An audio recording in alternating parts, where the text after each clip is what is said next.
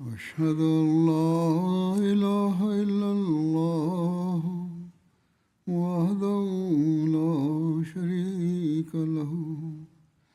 وأشهد أن محمدا عبده ورسوله أما بعد فأعوذ بالله من الشيطان الرجيم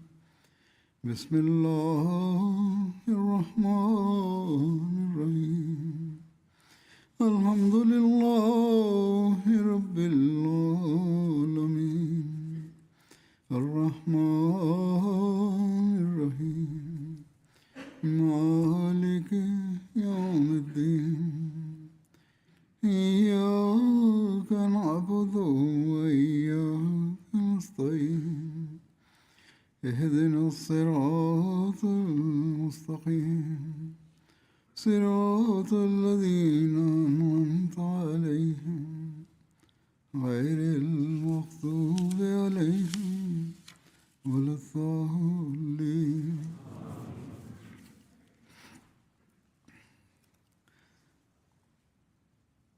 حضرت صلیサاللہ علیہルラウラوسلمサラムの寛大さと施しについていくつかの伝承を紹介したいと思います。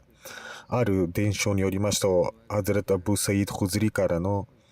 はこのように述べています。アンサールの共有家が何人かが聖なる現者に求めました。すると聖なる現者はそれを与えて、そして聖なる現者にまた求められた、また与えて、そして3度目に求められたので聖なる現者はまたお与えになり、そして持っていたものがすべてなくなりました。そして聖なる現者はこのようにおっしゃいました。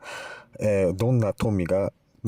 を私が持っていたとしても決してあなた方から隠すことはありません。しかし求めることを避ける人を神様は必ずお守りする。このような教訓も教えたいのです。そして世俗の富から身を引く人に神様は必ずお守りになり、そして苦しい時に耐える人にこそ神様は忍耐を与え、そして忍耐こそが最も大きな恩恵であります。もちろん様々な苦難、困難、必要がある時でも我慢することによって神様は必ず報酬を与えるのです。ハズレド・イブネ・ウマルからの伝承によります。彼は聖なる元者サラサラムと共に旅に同行しており、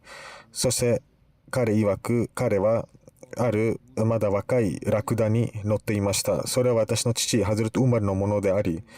そしてそのラクダは隊列から外れて先へ行こうとしたのです。ハズレト・ウマルは怒って手綱を引いてラクダを止めようとし、また隊列に戻していました。鞭などを打ったりして、そのようなラクダをまた元に戻していました。しかし再び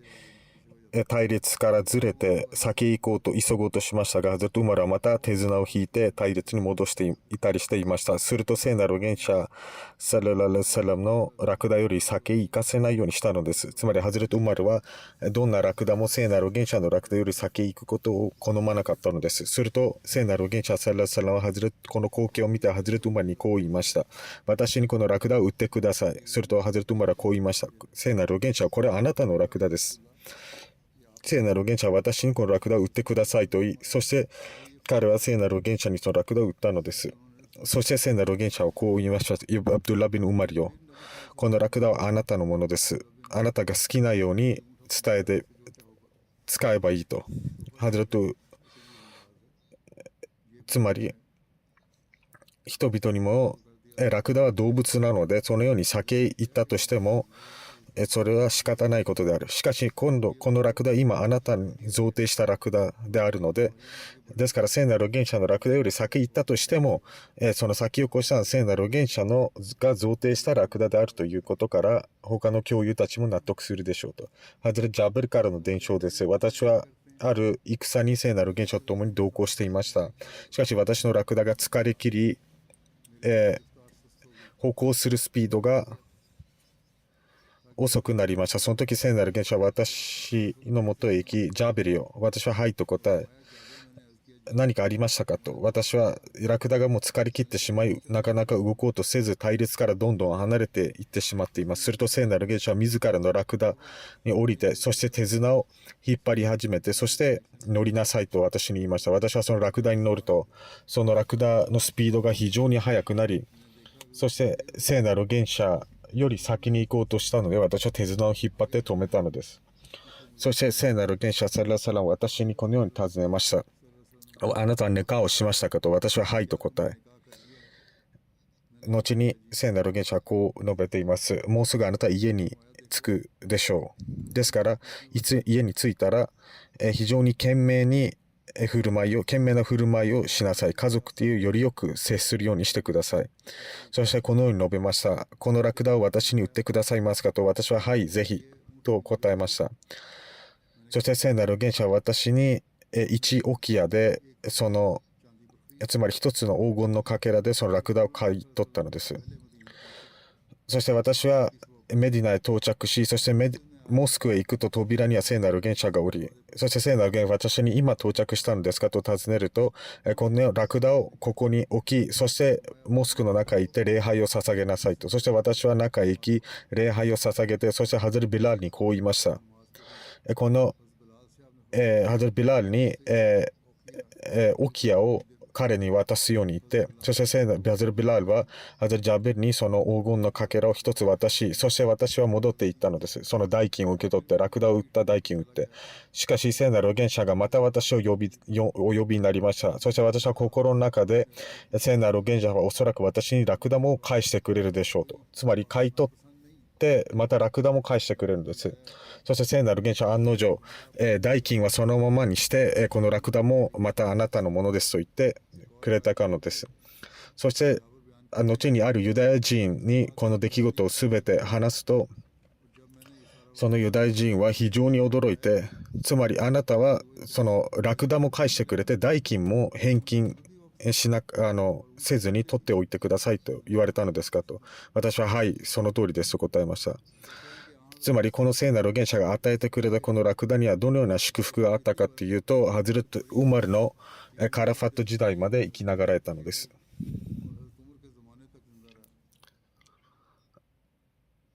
聖なる預言者の模範、そして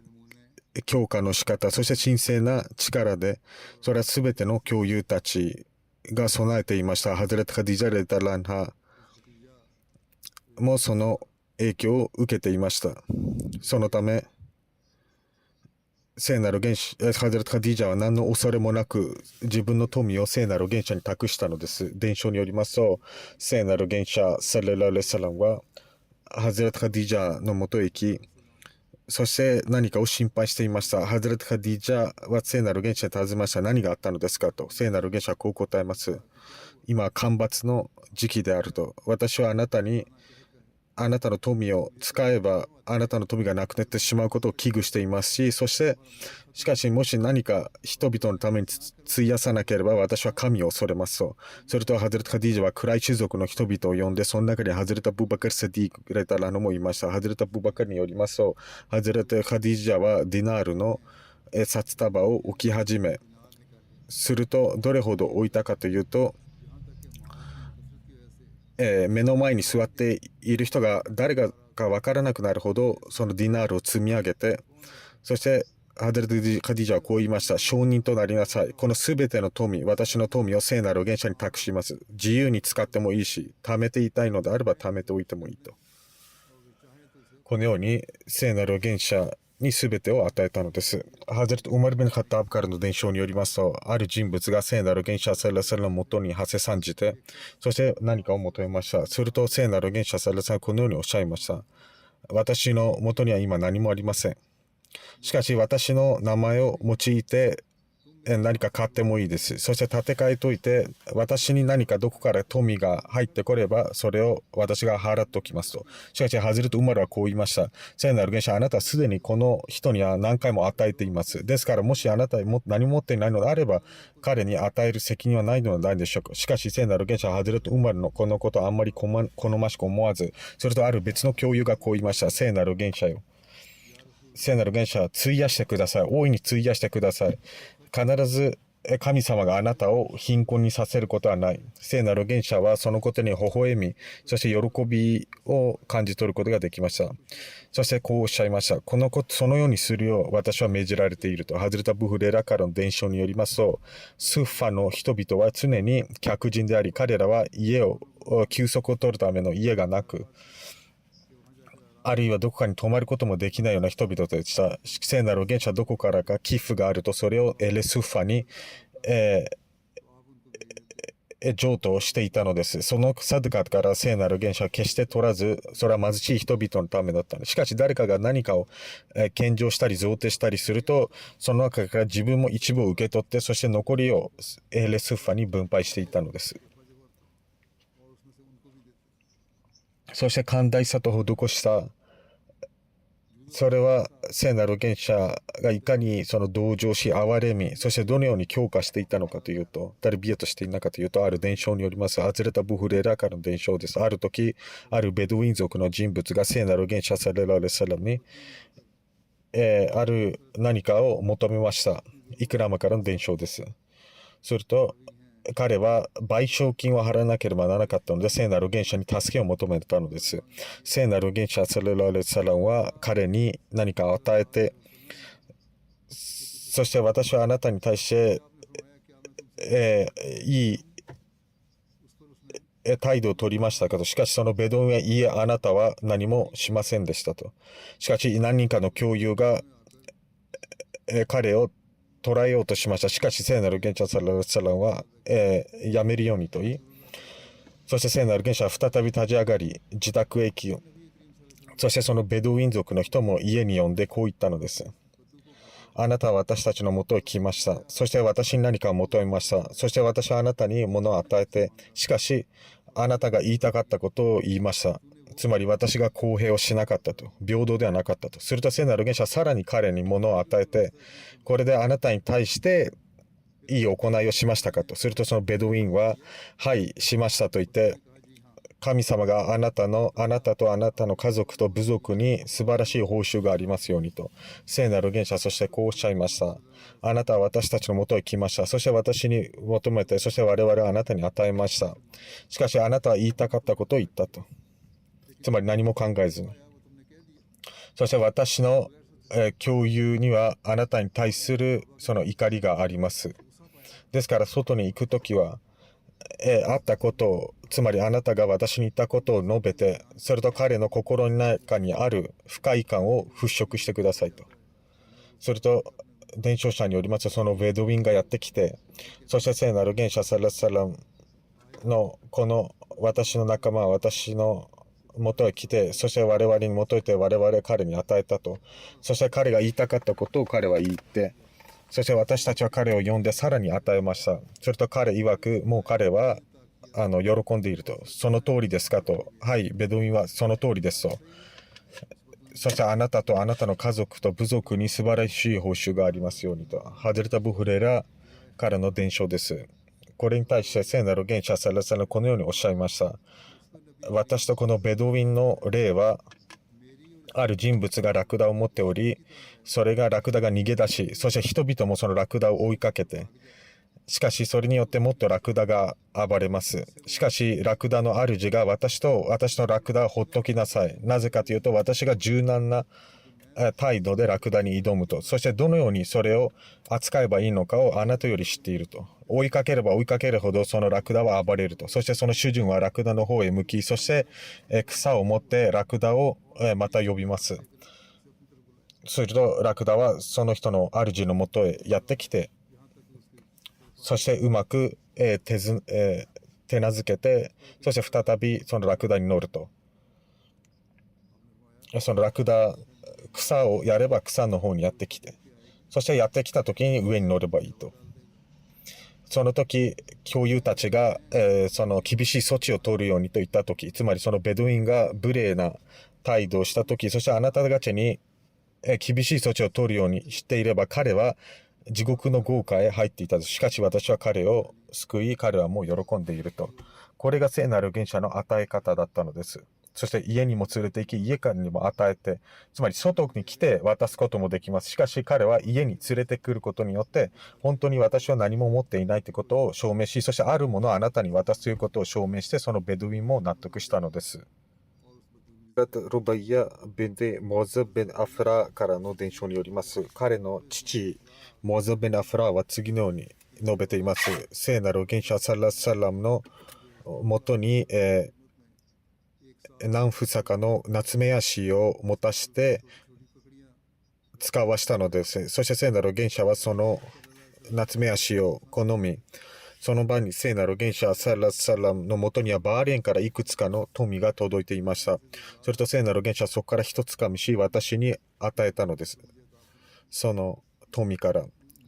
そして聖なる別の伝承によりますと、聖なる元首は私の手いっぱいにさまざまな財宝を置いたと。そしてそれを着なさいと、身につけなさいと言ったのです。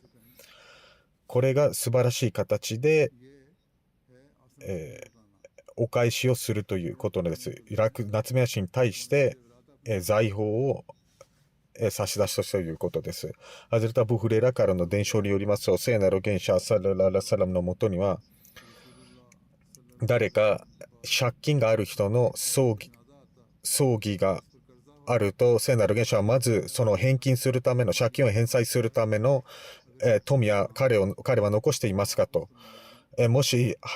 遺族がはいと言えば、その人の葬儀礼拝を引率していました。しかしない場合は、聖なる元首はその人の葬儀礼拝を引率せずに、自分たちで捧げてくださいと言いました。しかし、聖なる元首はサラサラムさまざまな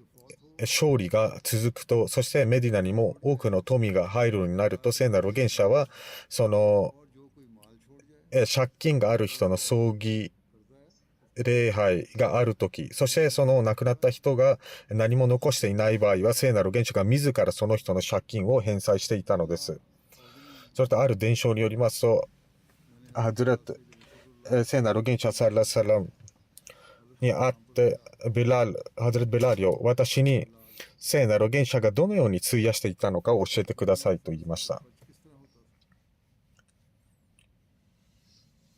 それと彼はこう言いました。聖なる元首は何も持っていませんでした。そしてハズレット・ベラールが聖なる元首に言われて手はずを整えていたのです。そして私は聖なる元首が預言者となり、そして私が入信して、そして私がさまざまな手はずを整えました。そして聖なる元首がお亡くなり、それと聖なる元首は彼を見ると、人が来て、その人が衣服がないと、ハズル・ビラウラ市場へ行き、借金をして、そして彼に衣服を着させていましたし、ご飯がない人にはご飯を与えました。それはある偶像崇拝者にあって、ビラーリオ、私には多くの富があります。私に借金をしてもいいですよと。そして私は彼に借金をして、人々の必要を満たすようになってありました。ある時私は残をして礼拝をしようとしましたが、するとその偶像崇拝者が商人たちと共にやってきて、私を見るや否や、この、奴隷よ。彼は非常に蔑んだ目線で私を見て非常に厳しい言葉を使ったのです。お前は知っているか？お前とあと返済日の間にどれくらいあるのかと。つまり借金をした時に返済日を決めていたのです。残りどれくらいの日数があるかを知っているかと、ハズル・ビラールはこう言いました。もう近いですねと。返済日は近いのを知っていますと。ちょっと彼はこう言ったのですよ。もう4日しか残っていない。つまりその返済日までも4日しかなかったのです。そしてあなたが払わなければならない額、もし返さなかったら必ずあなたを捕まえると。そして再びあなたを、羊飼いしていた頃の状態に戻すと。それと、私は、ハドル・ビラールは、非常に心配になり、そして私はイシャーの礼拝を捧げて、そして聖なる元首サラサラは家族のもとへ戻ってきました。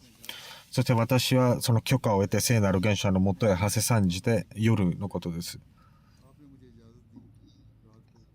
そして私は聖なる元首のもとへ行き、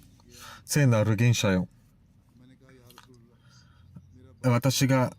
借金をしていた偶像崇拝者が私にこんなことを言いました。そして聖なる元首はあなたは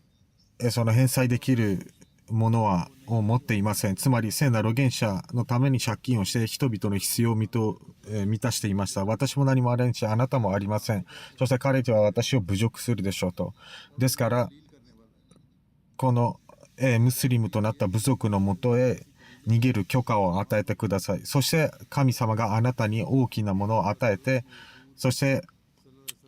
私から私の借金を返済してくださいと。そしてハズル・ビラールはそのまま自宅に帰っていきました。許可を取って。そして私は自分のヌンチャクと剣そして近くに置いて、つまり朝になった時にすぐにそこから逃げようとしたのです。夜逃げしようとしたのです。すると朝一人の人物が走ってきて言いました。ビラーリオ、聖なる元首サラサラのもとへ行きなさい。そして私はそこを出発して、そして私は旅へ行く前に聖なる元首のもとへ行きました。すると4頭のラクダがたくさんの荷物を積んでいました。それと私は聖なる元首私はもう旅に出ます。すると聖なる元首はこう言いました。喜びなさい。神様があなたの返済の手はずを整えてくれました。この4頭のラクダを、たくさんの荷物を積んでいる4頭のラクダを見なかったのですかと。ハズル・ビラールは、はい、見ました。彼ら、このラクダと、そしてラクダの上にあるすべての荷物は、富はあなたのものであると。そこには衣服であったりだとか、他様々な多くのものがありました。フィドゥクの部族長が私に贈呈したのです。それを持っていきなさい。そして借金を返済しなさいと言ったのです。ハズレット・ビラールは私は言われるままにして、そしてモスクへ行き、するとそこには聖なる元首サラサランがモスクへおられたのです。私は聖なる元首にサラームをして、ではどうなりましたかと、返済の方は。ハズレット・ビラールはこう言いました。私はすべてを、返済しました。そしてもう何も残っていません。返済する分は残っていません。では何か富の中で残っていますか。それと私ははいと答え、聖なる元首はこう言いました。すると、その残ったものも貧しい人々に分配して私を喜ばせなさいと。私はあなたがこれ残ったものをすべて貧しい人々に分配するまでには家に行かないと。そして聖なる元首はイシャーの礼拝を捧げ、ではどうなりましたかと。あなたに託したこと残りの分を分配しましたと。貧しい人々に分配しましたかと。ハズレ・ビラールはこう言いました。誰も私のもとへ来ませんでしたと。ですからそのまま置いてあります。すると聖なる元首サラサラは夜モスクへ過ごしたの。すると私はもう家に帰りませんと言ってモスクで過ごし、そして次の日一社の礼拝を捧げたとき、ハズレ・ビラールは私を呼び、あなたに任したその責任どうなりましたかと。すると私はこう言いました。神の預言者よ。神様あなたに喜ばせたと。つまり全ての富は分配し終えたと。神様の偉大性を称えて、ハズレット・ビラールからの伝承によりますと、私はその後、聖なる元首はそのまま帰宅し、そして一人一人にサラームをして、そして夜過ごした場所に行ったのです。ハズレット・ウンベ・スンブラからの伝承によりますと、私は聖なる元首サラサラのもとに贈呈品を持ってハセさんじました。それと聖なる元首サラサラの奥方はそれを受け取るから拒否し、私たちはハディや贈呈品は受け取らないと。そして聖なる元首がお越しになり、ウンベ・スンブラよの贈呈品を受け取りなさい。なぜかというと、彼女は私の同郷であるからです。そして聖なる元首は彼女の贈呈品を受け入れ、そしてある谷を与えたのです。つまりその贈呈品も受け取って、その、お返しとしてあるある土地を与えたのです。前述したように聖なる元首はわずかな贈呈品に対しても非常に大きな、お返しをしていたのです。ハズレット・ウマルからの伝承によりますと、聖なる元首サラサランはハズレット・ズベールに彼の馬が、走るところまで、走って止まるまで、その分の土地を与えると言ったのです。これは後に、なぜかというと、後の多くの勝利の後、多くの土地が、手に入ったので、それとその馬が走っていき、ある場所で止まりました。彼はもっと求めたので、手に持っていた石を遠くに投げました。それも遠くまで行きました。そして聖なる預言者はその石が届いたところまでのその土地を与えなさいと言ったのです。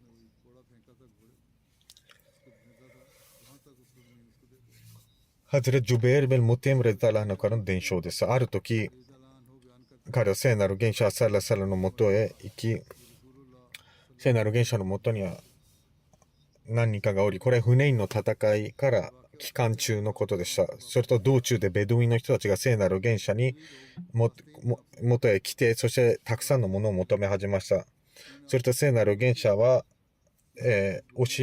押されて、そのまま木に追い詰められて、聖なる預言者の衣服は木の枝に引っかかったのです。するとそのチャドルすらベドウィンは引っ張り出しすると、聖なる預言者の首に跡がつくほどでした。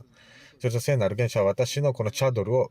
返しなさいと。この木の枝のトゲ自体ほどを家畜があったらばあなたに分配していたでしょう。そして決して私をケチな人とは見なさず、そして嘘つきあるいは臆病とも見なさなかったでしょう。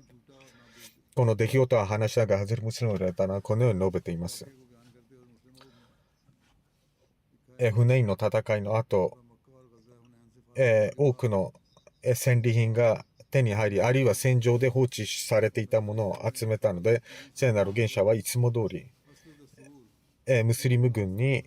分配することにしました。しかし、ムスリムたちに分配するどころか、メッカや周辺の人々に分配したのです。なぜかというと、彼らはまだムスリム成り立てであり、まだ信仰心もなく、そして不信者の人も多かったので、ムスリムであったとしても、まだ新しく入信したばかりのムスリムであったので、これは彼らにとっては真新しいものだったのです。ある民が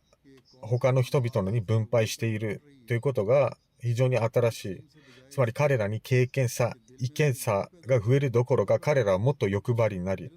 彼らは聖なる預言者の周りに集まり、そして彼ら聖なる預言者に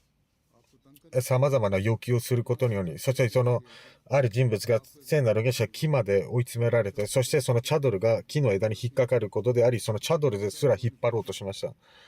それと聖なる預言者はこう言いました。もし私が何か他のものを持っていたら、あなた方にもっと与えていたでしょう。それと私を決して臆病やケチとは見なさないでしょうと。聖なる預言者は自らのラクダに行き、そしてラクダから毛を一本引っ張り、そしてそれを高く掲げてこう言いました。人々よ。私はあなた方の富を、この毛一本分も必要ないです。あなた方からは。しかし、アラブの法に基づいて政府の分を除いては、そしてその5分の1の分ですら、政府のもとですら、私は自分には使わず、それもあなた方のために費やしているのです。ですから、これを覚えておいてください。ヒアナとする人、不誠実な人は、神様の審判の日、神様の御前で屈辱を受けるでしょうと。人々はこう言います。聖なる預言者は自らこう言っています。自らこう出来事を述べ、人々は聖なる預言者サレラレサランは、つまりハゼムチレムを入れたのを述べています。聖なる預言者は、多くの領土を望んでいたと、王になりたかったと言いますが、それは間違っています。これが王と民の関係ですが、どんな王が木に追い詰められて、チャドルを引っ張られようと、しかしその後も何も仕返しをしようとしない、こんな王がいるでしょうか。聖なる預言者サラサランはある馬を持っていました。その馬の鳴き声は非常に美しく、それとあるアンサールの教友がやってきてこう言ったので、聖なる預言者、私にこの馬を与えてください。聖なる預言者は分かりました。これをあなたに与えますと言って与えたのです。セレザラナからの伝承によりますと、聖なる預言者サラサランは、末期の病気の時、聖なる預言者こう尋ねました。アイシャよ、5つか6つほどあった金貨はどうなりましたかと。ハズレット・アイシャはそれを持ってきて、そして聖なる預言者はそれを手に置きこう言いました。ムハンマド・サララサラン、神はムハンマドについてどう思うだろうか。もし神に会ったとき、これが手元にあったら何と思うだろうかと。そしてハズレット・アイシャにそれを分配するように命じて、それが分配されたのです。約束されたメッシャはこのように述べています。聖なる預言者サラサランは、ある時家に帰ってきて、家に何がありますかというと、シャルテンをハズレット・アイシャはこの2つしかありませんと言って、聖なる元首サラサランはそれを手に置き、そしてこのように2つのアシュラフィ金貨を手元に置いて神のもとへ行くのはどう思うであろうかと言ってすぐに分配させたので、そしてもう一つの、フネイの戦いの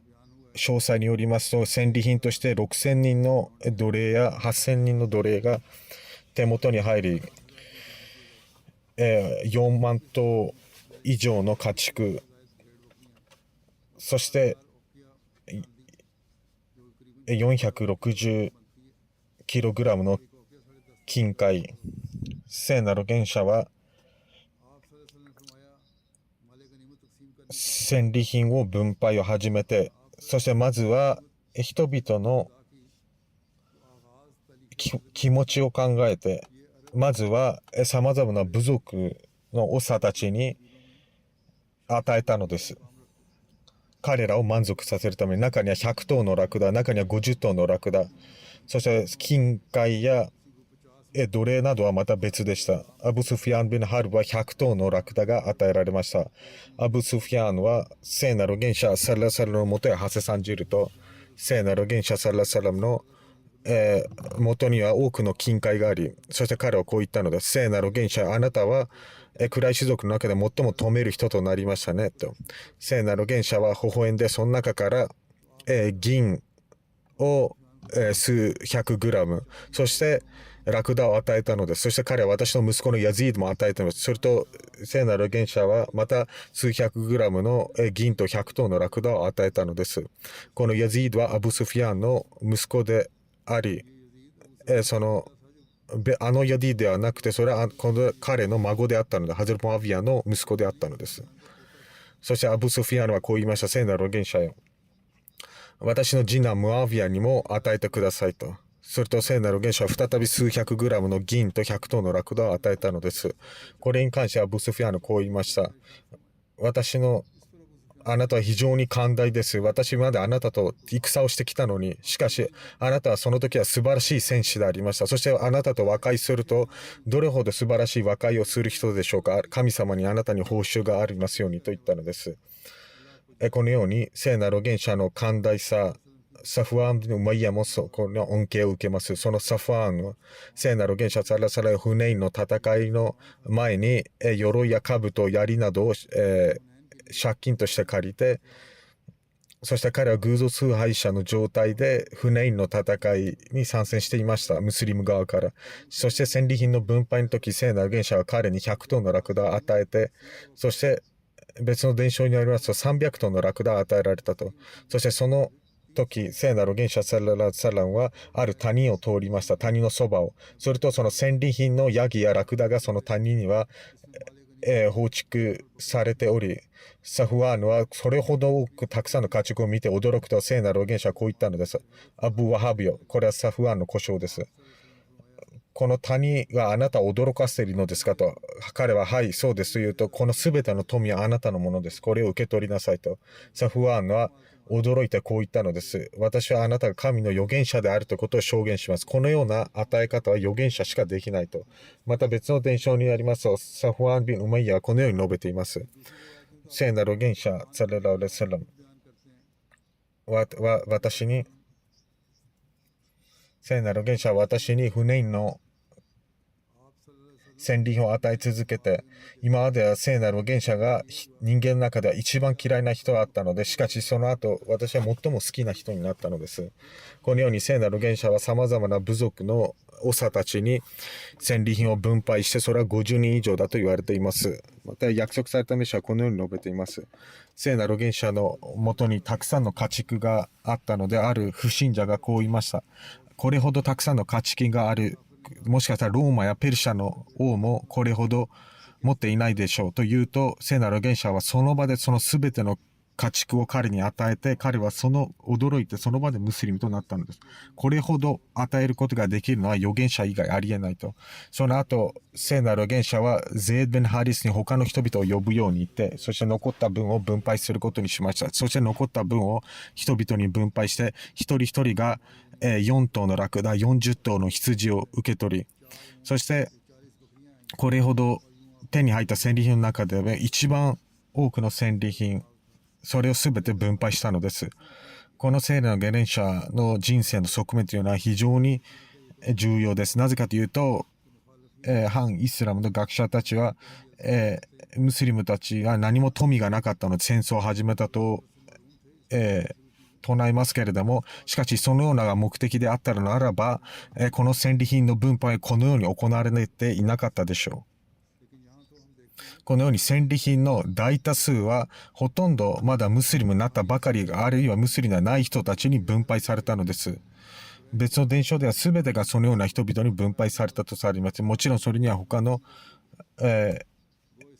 知恵もあると思いますけれども、世界が聖なる預言者が自分のもとには何も残さずに自分の、仲間たち、そしてアンサールの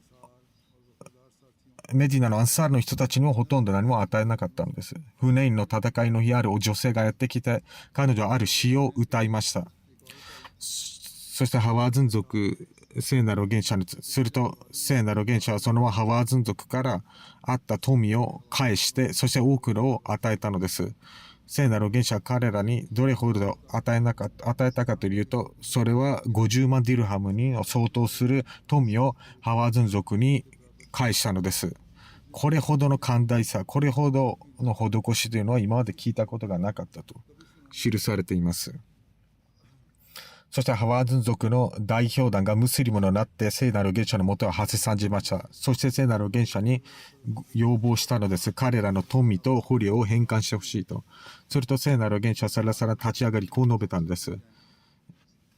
私も真実を常に好みます。私は非常に好みます。では2つの中から1つを選んでください。捕虜を返還させるか富を返還させるかと。そして私はジルハナという場所であなた方を待ち続けました。すべてを返還するために。聖なる預言者はタイフからの期間10日ほど彼らを待っていました。捕虜、この富と捕虜を返還させるために。そしてハワーズン族は全てが2つの中で1つしか選ぶということになると、彼らはでは捕虜を返還してくださいと言い、そして聖なる預言者はムスリムたちの前で立ち神様を称賛し、賛美し、そしてこう述べたのです。あなたの兄弟たちが悔い改めて私の元へ来ました。そしてですから私は彼らの捕虜を返還することが好ましいと思い、あなた方の中で喜んで自分の手元にある捕虜を返還したのであれば返還してください。しかし、そのまま受け取った捕虜を返還したくないというのであれば、その人たちも返還してください。その代わりに戦利品の中から別のものを与えますと言いました。すると人々は聖なる預言者サラサラのために私たちは喜んで返還しましょうと言って、ほとんどの人が返還したのです。聖なる預言者はこう述べました。しかし誰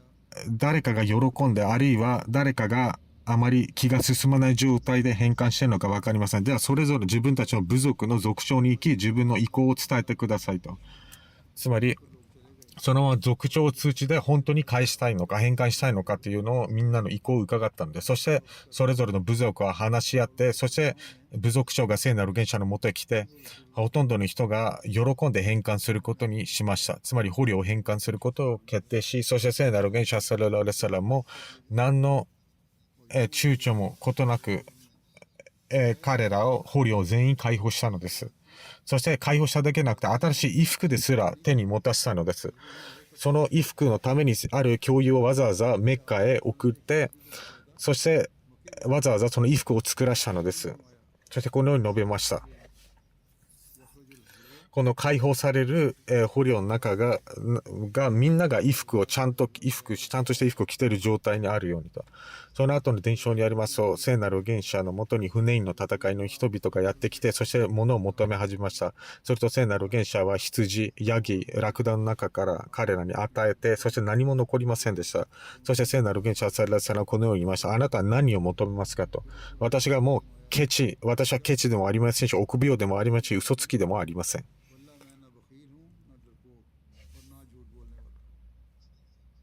そしてこの側面からもう一つ分かることがあります。聖なる預言者サラサラムの施しと寛大さも盲目的にそうしていたのではなくて、誰でも来た人に対して聖なる原始は決して拒否することはありませんでした。求められれば。しかし聖なる原始はこのように求める人に非常に賢明な方法で教訓も与えましたし、その例もあります。ある時、聖なる原始サラサランはそのように富の分配をしている時に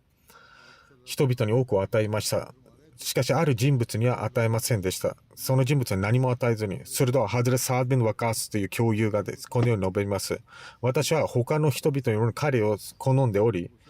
彼が最もそれに与えられるにふさわしい人だと思っていました。それと私は聖なる現象にこう言いました。なぜあの人だけには与えなかったのですか。彼こそ真の信者であります。聖なる現象はこう述べました。いや、ムスリム。ハザサードはこう言いました。私はしばらく沈黙を貫き。しかし、再び彼について考えると、再び彼について、また同じことを聖なる原者のもとに言いました。なぜ彼にだけ与えなかった。彼こそは真の信者です。そして聖なる原者は、ヤームスリムと言い。そして、私は彼について知っていることを再び考えると、再び私は聖なる原者のもとに行かざるを得なくなり、そして同じことを繰り返しすると聖なる原者は同じ返答をすると。その後、聖なる原者はそれぞれこのように述べな。サードよ。私はある人に与えるとき、なぜ与えるのかというと、その人が地獄に行かないようにするためです。たまに別の人のことを私は好んでいるときがあります。様々な背後には様々な理由があるのです。なぜ物を与えるのかというと、人々には信仰が弱い人がいるので、その信仰を強くするために、人々の中には世俗的な利益によって、自分の信仰が確立する人が様々なことをハズゼドル・アブネ・ワリウラ・シャーサブはこのハディースの解説においてこのように述べています。モーメンとムスリム、つまり信者とムスリムはこの2つは別々のカテゴリーです。ここの2つには区別があります。明確な区別があります。信仰というのは内面の状態であり、しかしイスラムは外見の状態を指します。ですから、聖なる原者は誰かについて何か意見を作る際は非常に気をつけなければならないと。つまり内面のことは神様しか知りません。そして聖なる原者がジュエル・ベン・スラカは非常に献身的な共有でありましたし、聖なる原者は彼のことを好んでいました。しかしそれにはかかわらず、聖なる原者サラサラサードに何回も言われても彼にこの区別を教えて、この区別を常に保持するように言ったのです。信仰、イマンとイスラムの間の区別を教えたのです。聖なる原者サララルサラムは信仰の弱い人たちに気遣いをするようにと教えています。彼らが自分の信仰の弱さがゆえに間違った道を歩ませないようにしたのです。つまり大木よりも苗木の方に気をつけなければなりませんし、面倒を見なければなりません。聖なる原者は人々の信仰が弱くなれるように様々な側面について考えていたのです。ですから、この信仰が弱い人は様々な彼らの信仰が弱くなる方法から助けなければなりません。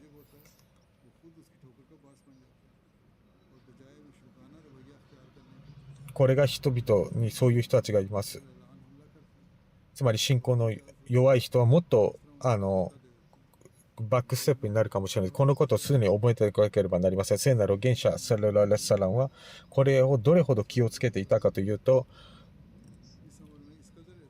誰かの信仰について誰かの前で話すことですら気をつけていたのです。なぜかというと、たまに誰かの前で称賛すること、必要以上に不必要に褒めること、その人の信仰に別の人の信仰に対しての攻撃になるからです。4つの裁くがあります。イスラームとイマーンには区別があるということで、どのような区別があるか。一つは外面的な状況、もう一つは内面的な、もう二つ目は、このような、どんな時にどんな言葉遣いをしなければならないか。三つ目は、モアラファテルクルーブを気をつけること。人々の心をどのように結びつけるのか。人々を諭すためには何をすればいいのかと。誰がどのような、4つ目のことを、誰かについて不必要に、無駄に誰か他の人を対象とされないように、聖なる原者の人生の出来事一つ一つには非常に賢明と知恵があり、約束されたメシアはこのように述べています。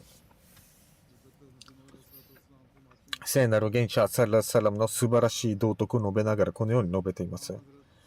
それには素晴らしいその構成があったのです。一つ一つの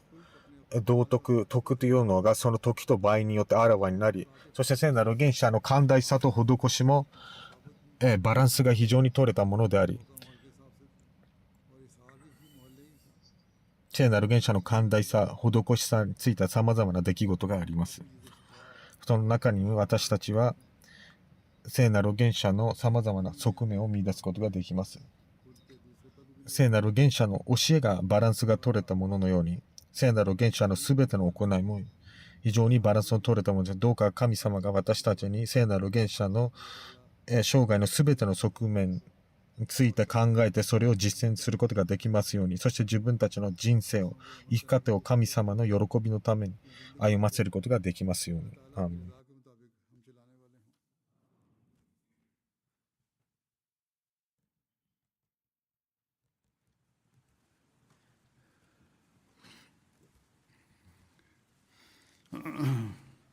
الحمد لله الحمد لله نحمده ونستعينه ونستغفره ونؤمن به ونتوكل عليه ونعوذ بالله من شرور أنفسنا ومن سيئات أعمالنا من يهده الله فلا مضل له ومن يضلل فلا هادي له ونشهد أن لا إله إلا الله ونشهد أن محمدا عبده ورسوله عباد الله رحمكم الله إن الله يأمر بالعدل والإحسان وإيتاء ذي القربى وينهى عن الفحشاء والمنكر والبغي يعظكم لعلكم تذكرون اذكروا الله يذكركم وادعوه يستجب لكم ولذكر الله أكبر